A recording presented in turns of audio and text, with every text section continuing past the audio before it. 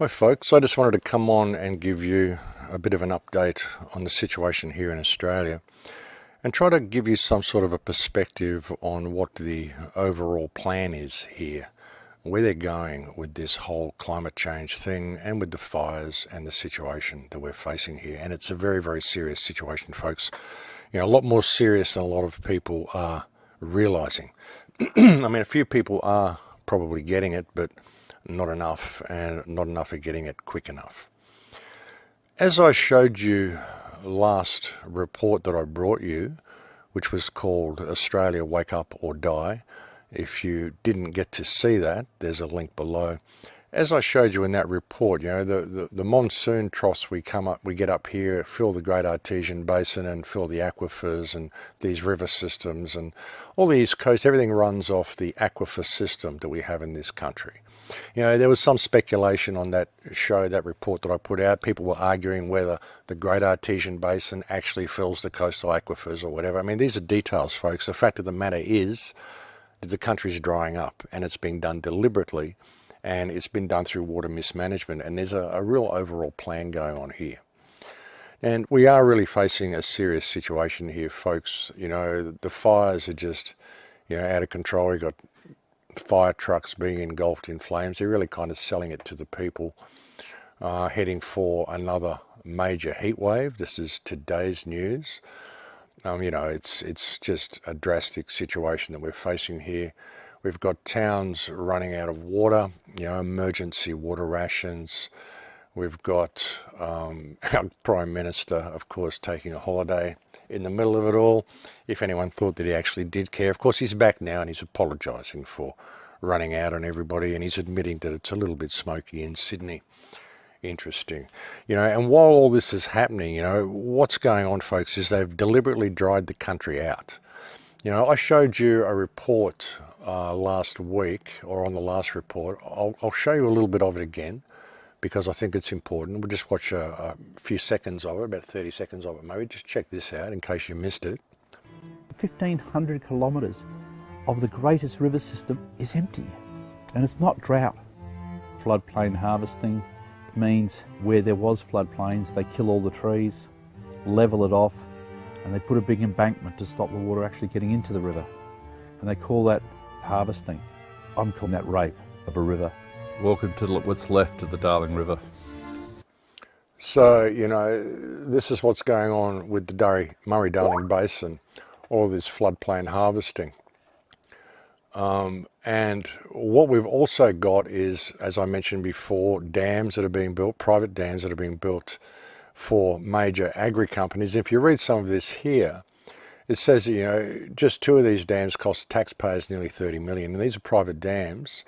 And it says here that the politicians don't want to talk about these dams because they do nothing for drought-stricken communities or the health of the river or struggling farmers.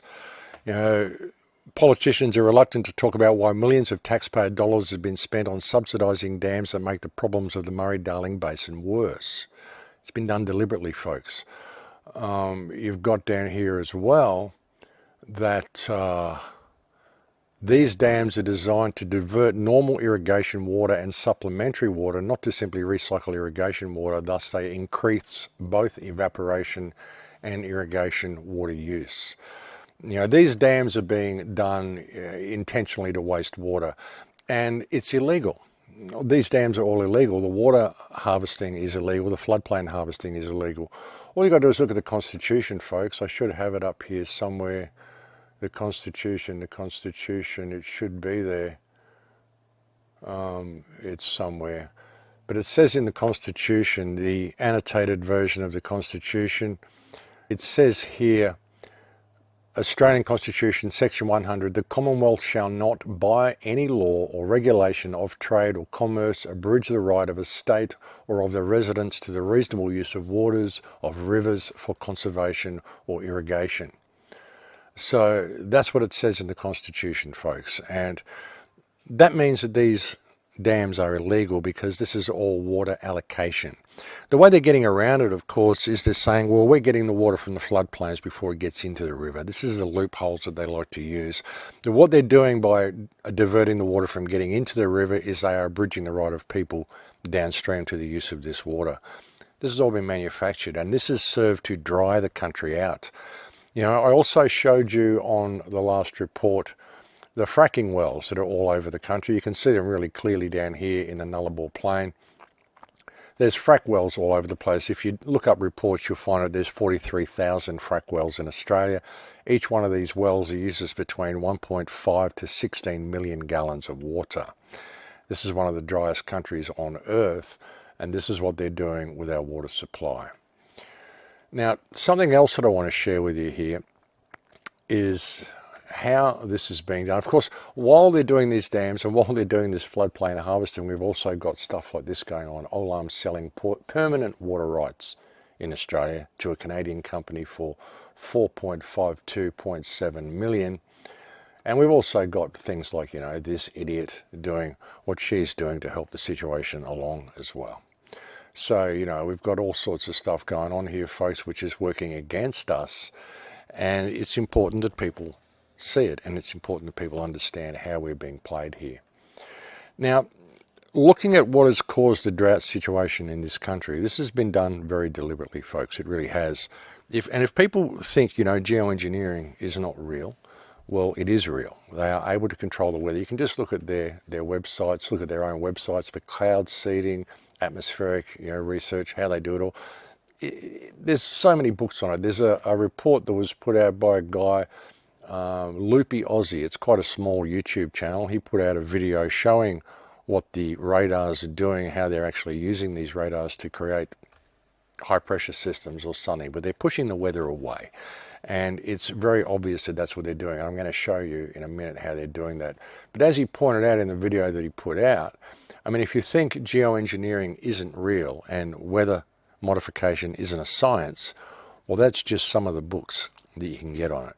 You know, and you can go and look up the document that was tabled by the British House of Commons on climate remediation. I mean, there's all sorts of documents that have been published by the powers that be themselves, which show very, very clearly that climate manipulation is a reality. And as I've just shown you, cloud seeding is a reality. They can do all of this sort of stuff, folks. And looking up in the sky, looking up in the sky, I mean, you can't say this is normal activity. You can't say this is jet exhausts. You know, jets don't leave exhausts. They never left exhaust trails when I was a kid. You used to see contrails occasionally, but you need, you know, particular conditions to produce contrails. You don't just get lines like this across the sky. I mean, look at this sort of stuff. What is this? What is this? You can't say this is just exhaust trails from planes. I mean, look at the trouble you get in from having emission from your car, you know, from just driving down the street. They wouldn't be allowing planes to fly across the sky if this was the type of exhaust emissions that they put out. I mean, this would have been stopped long ago if these were actually exhaust emissions, folks. So, you know, people need to wake up to what's going on here. But an interesting thing, you know, like I said, they're drying the country out and they're creating these fires deliberately. And if you listen to some of the fireys, they'll tell you that the fires that they're fighting now, the fires that are burning here in Australia, are not like any fires they've ever seen. They're burning hotter than any other fires they've ever seen. We heard the same reports coming from the fires in California, that these fires are not like fires that they've seen in other places. Well, interesting thing, you know, if you look at chemtrails, you look at what we've found by analysing soil samples and by analysing water samples and all this sort of stuff, this is what we've found as being the active ingredients in chemtrails.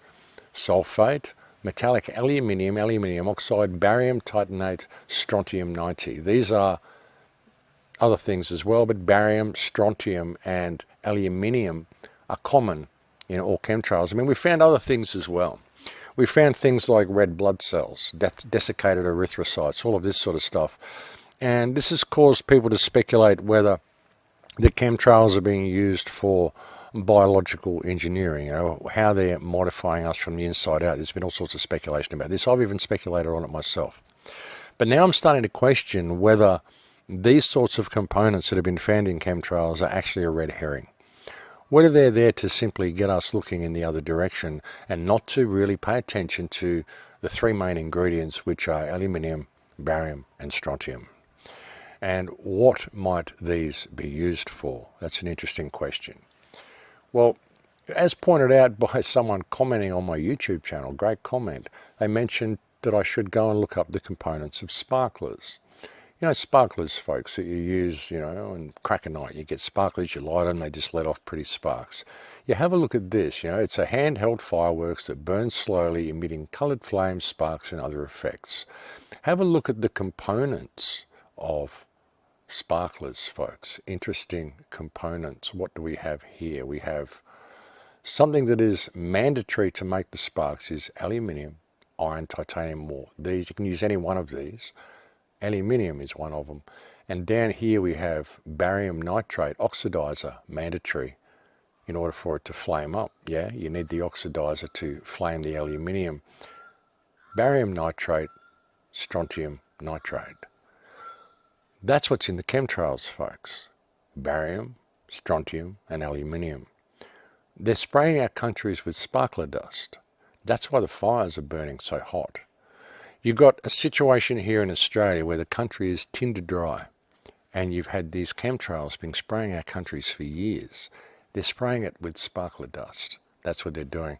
And have a look at this. Have a look at this. A weather report that came out not so long ago. It came out, I think, in October, while the fires were raging. Have a look at this weather report. Let's check on today's weather now. And Tony, something strange going on in the skies of southern Queensland in the past day. Good afternoon, Katrina. Yes, we've started seeing some mysterious echoes appearing on the radar. Now, they started late yesterday afternoon over the Darling Downs with trails of blue sweeping across the southeast during the evening and overnight before it all dissipated early this morning. So, what is it? Well, it's not weather-related. Skies were clear last night and there was no rain recorded anywhere. Now, one theory is that it's a thing called chaff, small metal or plastic fibres released into the air to help shield military aircraft from radar detection during exercises. No one has confirmed that, but these streams here are consistent with something being released in the upper atmosphere over the Downs, then being swept across the southeast by strong winds. Interesting nonetheless. Today, mostly sunny skies, no mysterious... Interesting nonetheless, wouldn't you say? So are we to be expected to believe that the Australian military were conducting exercises over a fire zone and just happened to be dropping chaff to shield them from enemy radar over a fire zone in Australia? Why would they be doing that, folks? What were they really dropping? What was the chaff for? Were they fueling the fires? You know, is that what they've been doing with the chemtrails all along? And I would suggest that they have. I would suggest that that's what they've been doing. And of course, while all this is happening in Australia, folks, aren't we lucky? We're being more protected by our government as well. Look at this. Our police are now going to get high-powered guns in drive to sweep terror off the streets. Doesn't that make you feel safer, folks? And have a look around in your suburbs and have a look around in the city that you live and ask yourself how much terror you see on the streets of Australia. Really, the only terror you see on the streets of Australia is armed groups of thugs walking around dressed like Batman carrying automatic weapons like this. That's the only terror that you see. It all comes from the police. This is pretty drastic, folks, and that's what's happening in this country. But when you look at that, look at the components of chemtrails and realise that it's sparkler material, it's sparkler dust they've been spraying on our countries. You know, when you go to sites like the Deagle site, I'm sure a lot of people have been to deagle.com. It's got military expenditure, a guide to military equipment and civil aviation. It tells you where they're spending stuff, what's going on, and it gives you predictions for populations as well. You go down here, you've got other stuff. It's just got here other info. And you click countries. And you go here and it gives you domestic product and population. Population projected figures for, this is 2017. You look at the projected figures. You look at the population here for Australia. Australia is number 13 on the list at this point. We have 23,230,000 people as of 2017. When you look at the projections for 2025, Australia isn't number 13 anymore. Australia is way, way down on the list, way, way down here, and we have had a population reduction of approximately 15 million people between 2017 and 2025, according to the projections, according to military expenditure. What sort of military expenditure? How much does it cost to run these chemtrail operations, these spraying operations in the sky? I shouldn't call it chemtrails, these geoengineering operations in the sky. Why would a military expenditure site be projecting population figures like this? And what are they based on? And if there was to be a population reduction of 15 million people in Australia over that period of time, how would that population reduction be carried out? Would it be done through war? Or would it be done the way they did with the way the Bolsheviks did with Russia?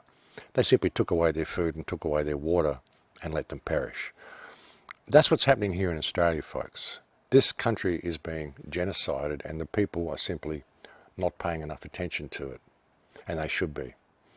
You know, and when you think about this, you know, as pointed out by Loopy Aussie on that video that he did, the amount of weather radars that we've got around this country. Have a look at these weather radars. When you look at these weather radars, that is the field that they cover. So if these radars are there to actually check up on the weather and give us reports of the weather, you'd only need one. You'd need the next one to be like about there. That loop would cover that. And the next one to be about here maybe. You'd only need, you know, not a lot of these radars around the country. You know, you got, you know, you could cover the whole place with maybe 10 or 12 of these radars. I reckon you'd get around the whole country, given the distance that they cover. When you look at this picture and have a look at the next one, I mean, these cover quite a distance. There's another one up there, shows you how much the distance is that they cover. And there's another one there. Interesting to see the clouds breaking up as they come over the country, don't you think? And these bands coming out here and these bands going across there, very interesting. But that's the distance that they cover, folks, and that's the distance that they cover. And of course, if you think there's anything weird about that cloud formation, then you're just a paranoid tinfoil hat wearing conspiracy theorist. It's all perfectly normal. But you look at how much ground these radar stations cover, and look at how many radar stations there are around Australia. Why do we need that many radar stations if they're really just reading the weather? If they're really meteorological stations, why are they all there? Why are they all so close together? Why do we have them almost on top of each other here? They're almost on top of each other, these radars, and they're all around the country. I think there's 53 of them if you count, something like that, 55, something like that. What's it all for, folks? Is it really just to look at the weather, or is it to control the weather? You know, are they setting up high pressure systems? Are they controlling the weather in ways that we just can't imagine? Because it really would appear that they are, folks. When you look at Sydney, you look at what's going on in this country, folks. It's all being very much controlled. When you look at the Australian government has been presented to the world as a government which is ignoring the realities of climate change. It's being presented as a government which is a government of climate deniers. And you'll find that a lot of people around the world are actually climate deniers, if you want to label them as that. I mean, even the word denial is a loaded term. But a lot of people don't buy into the whole climate change thing. A lot of people get it. Even with Greta Thunberg, what she's actually done us a bit of a service, because they've kind of pushed things in the wrong way. You can see that she's very controlled. She's pushing a controlled narrative. She's pushing an agenda, and it's actually woken a lot of people up to start looking into climate change, and a lot of them are realizing that this has been manufactured. So they need an event. They need an event to push it to the world to show what happens when you ignore climate change. So they've deliberately taken the water out of this country. They've deliberately withheld the water from the people. They've deliberately dried the country out. There's been an enormous amount of effort to prevent people from collecting old firewood and collecting dead trees from forests to make sure that they tinder dry and make sure there's plenty of fuel for the fires. All the burn-offs have been stopped as well for the last 4 years, so we haven't burn off much of the scrub at all in the last 4 to 5 years, so this has caused a huge problem. They're going through after the fires and they're cutting down trees as well, saying that these trees are a fire hazard. They left all the fuel there to begin with to have the fire, and anything that has survived they're cutting down as being a fire hazard. You know, they want to devastate this country. They want to show the world what happens when you ignore climate change. Look what just happened to Australia. And they intend to genocide the people of this country to push their point. They don't care about the people of this country. You know, they've taken the water from the people of this country. And as I said, all these wells are illegal. All these dams are illegal. All of this restriction of water is illegal. Selling water is illegal. Even paying your water rates is illegal, because it says in the Constitution there shall be no trade or commerce on water. That's just the way it is. But they need to set Australia up as an example to the rest of the world. So they intend to genocide this country, and the people of the country just don't get it.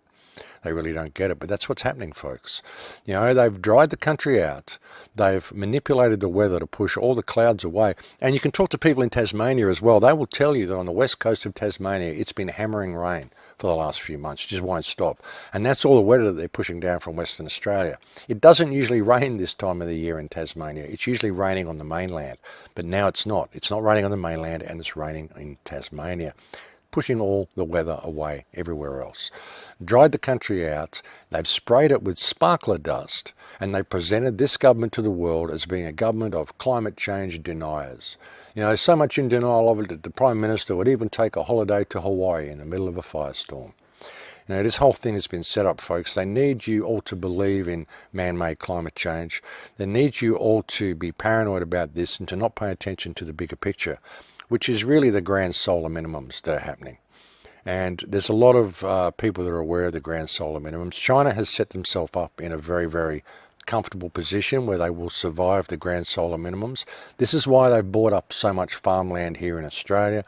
They've really set themselves up to be able to be in a position where they can still grow food in areas where food is going to grow during the oncoming solar minimum that's about to happen in the next very short time, within the next decade or two.